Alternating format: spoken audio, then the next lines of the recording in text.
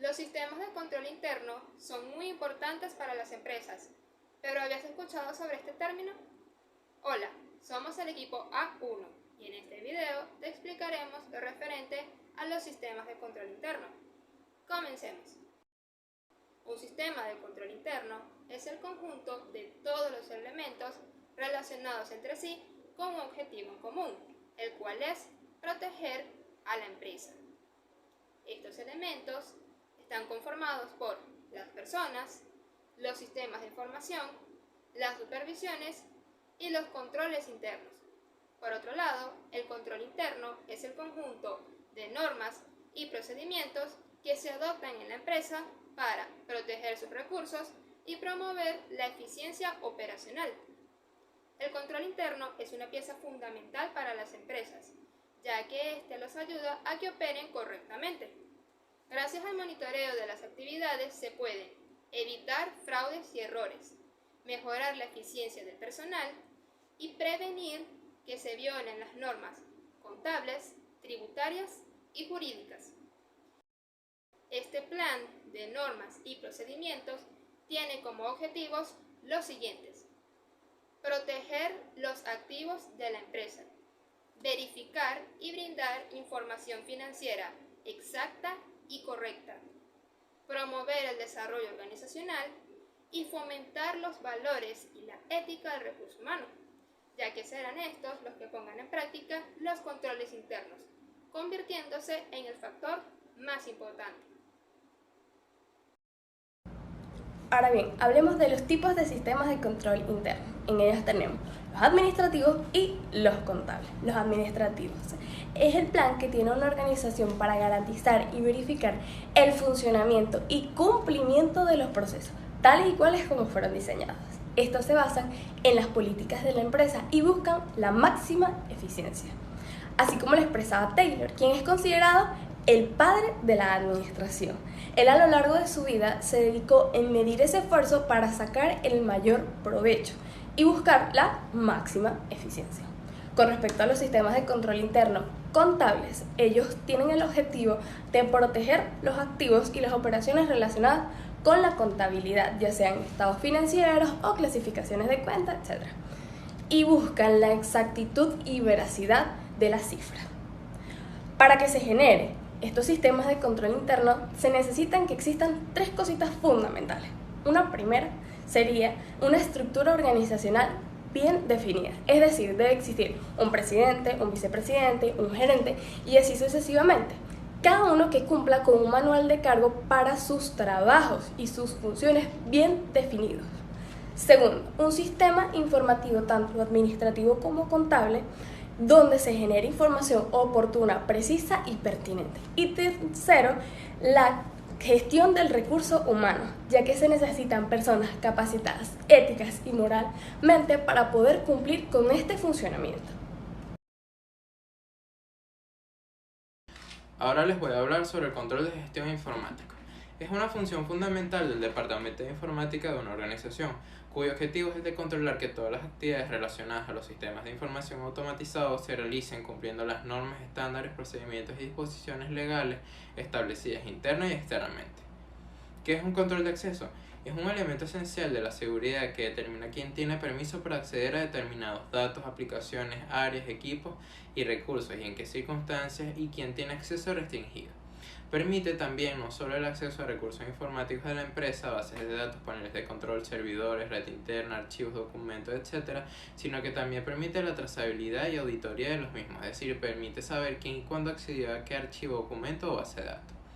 Objetivo de los controles de acceso: restringir o permitir el acceso de sistemas informáticos, bases de datos y otros servicios y recursos de información. Detectar accesos no autorizados y poner en marcha mecanismos para evitarlo. Registrar y revisar eventos críticos. Facilitar la organización de la empresa y el control de los trabajadores. Registrar la trazabilidad de los accesos a sistemas y recursos para el seguimiento o rastreo de eventos y facilitar auditoría. También para evitar que la información confidencial caiga en manos de infiltrados.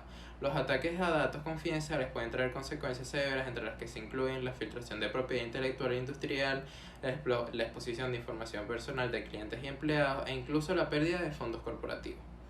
Tipos de control de acceso. Hay 4 tipos principales de control de acceso. Cada uno administra el acceso a la información confidencial de una manera única. Control de acceso discrecional, DAC. En este, todo objeto de un sistema protegido tiene un propietario y los propietarios conceden acceso a los usuarios a su discreción. DAC proporciona control de recursos caso a caso. Control de acceso obligatorio, MAC. En los modelos MAC, los usuarios obtienen acceso en forma de autorización. Una autorización central regula los derechos de acceso y los organiza en niveles. Este modelo es muy habitual en contextos gubernamentales y militares. Control de acceso basado en roles, RBAC. En modelos RBAC, los derechos de acceso se conceden de acuerdo con funciones empresariales definidas. El objetivo es proporcionar a los usuarios únicamente los datos que necesitan para realizar su trabajo y nada más. Control de acceso basado en atributos, ABAC. En los modelos ABAC, el acceso se concede de manera flexible a partir de una combinación de atributos y condiciones del entorno, como la hora y la ubicación. Políticas de control de acceso. Una política de control de acceso es un conjunto de condiciones que definen si se permite o se niega a un usuario el acceso a un recurso protegido. A la hora de decidirse por un determinado sistema de control de acceso es necesario tener en cuenta las políticas de seguridad que se quieren implantar en la empresa. Así se puede hablar de políticas de acceso discrecionales obligatorias basadas en roles o basadas en normas. Discrecional. En estos sistemas, los derechos de acceso son determinados por el propietario del recurso. Estos recursos se asocian a una lista de control de acceso en la que se asocian los distintos usuarios a los permisos de acceso, pudiendo establecer diferentes niveles jerárquicos. Obligatorio. Es el control de acceso obligatorio o mandatory access control, MAC. Los permisos son establecidos por una auditoría central. Basado en normas. También llamada Rule Based Access Control, es una política de acceso en las que se autorizan para acceder a instalaciones, recursos o equipos. Está determinada por un conjunto de reglas gestionadas por un sistema administrador. Estas normas se incorporan a las listas de control de acceso de manera que un usuario intenta acceder a un área o un equipo se comprueba si cubre las reglas establecidas por el sistema administrador. Basadas en roles. El control de acceso basado en roles, en inglés Role Based Access Control, RBAC, establece una serie de derechos y responsabilidades asociadas a una determinada actividad. Cada usuario tiene un rol definido por una actividad. En base a esto se gestionan los derechos y permisos de acceso a recursos o instalaciones.